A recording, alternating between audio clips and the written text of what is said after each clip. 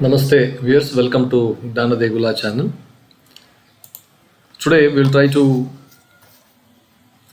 explore the meaning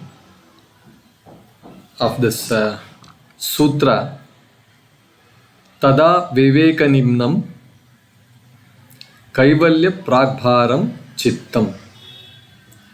So let us try to understand this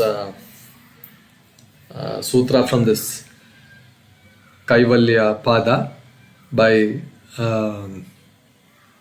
Patanjali from Patanjali Yoga Sutra. But before we go to the details, I request you to please like, share and then subscribe to my channel. Please post your comments after having listened to the entire video without skipping. Thank you. Now, the sutra is Tadā. Tadā means after that, at that time, or then. After all the previous things, whatever that we have discussed in the previous sutras and then previous video talks. Then Tadā viveka-nimnaṃ. Viveka means discriminative knowledge. That is viveka, discernment. Nimnam. Nimnam means towards that or inclined towards that. Inclined towards discriminative knowledge. Kaivalya-prāgbhāraṃ. Kaivalya means having a natural momentum. Prāgbhāram means it's a kind of a tendency towards that particular thing. Tendency towards liberation. It's a natural process, natural flow towards kaivalya, that is absolute independence or spiritual freedom. Prāgbhāra. Prāgbhāra is natural downward slope or gravity pull towards. So now when a slope, it goes like this without any effort, effortlessly like this. So cittam, the mind, the psyche or mento-emotional energy flows. Having gone through all those processes, it will flow easily towards that kaivalya. That is the meaning. So now,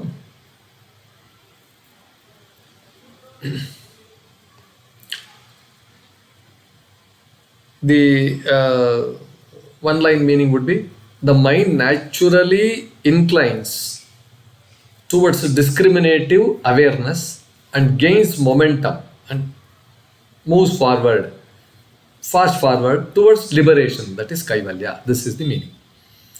So now,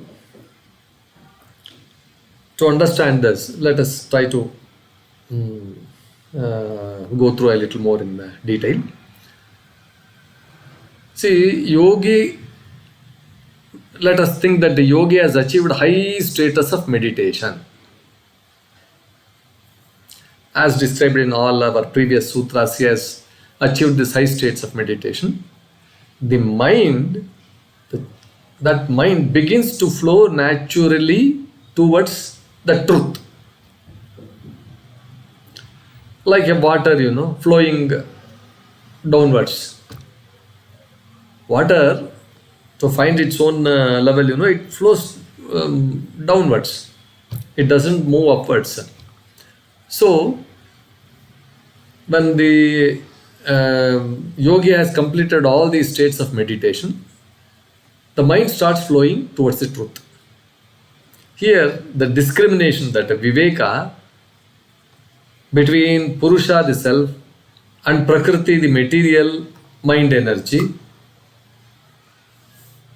Say the viveka, that is, this is separate, that is separate, Purusha is separate, the self is separate, and Prakriti, the material mind energy, material, this mind, body, everything, it is different.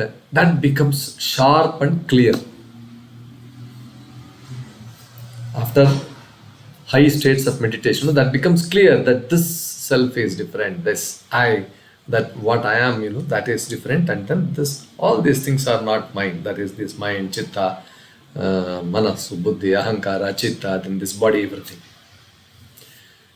Here, the mind is no longer trapped in worldly distractions. It doesn't get trapped in these worldly distractions. whatever that is happening around, it simply observes and then it doesn't mean that it leaves it away. It follows, but it doesn't get trapped there. Then the chitta, that psyche, it begins to stabilize and flow towards liberation. That is kaivalya. The final goal of yoga is kaivalya.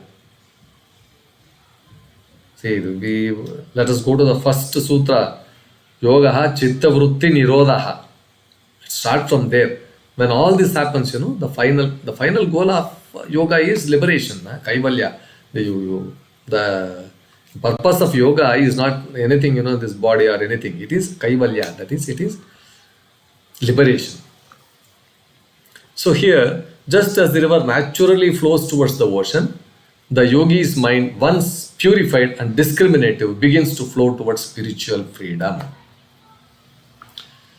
So now this sutra captures the turning point in a yogi's inner journey. From distraction to stillness. From identification, one is everything gets distracted, mind, body, everything. That distraction stops and then he attains that stillness.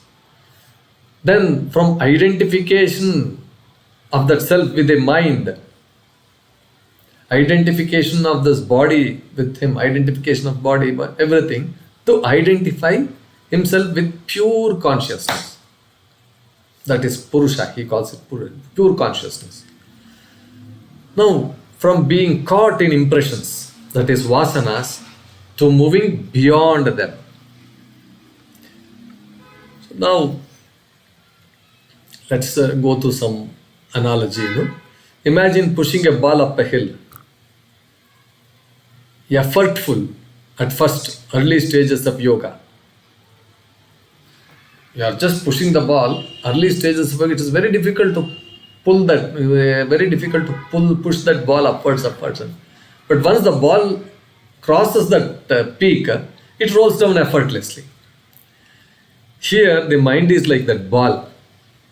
Once it gets the taste of the truth and separation from false identity, it rolls down naturally towards kaivalya.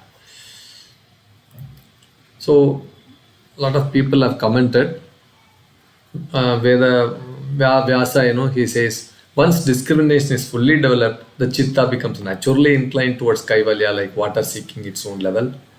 Vachaspati Mishra, the inner instruments no longer require suppression, for they cease their own restlessness.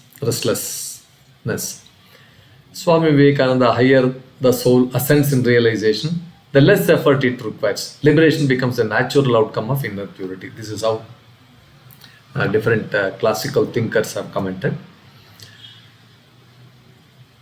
See, from the scientific and psychological insight also, this is like a neuroplasticity in psychology. When repeated discrimination rewires the brain, after long practice, the mind forms new grooves, the mind forms new pathways that favor peaceful, detached, spiritual thinking.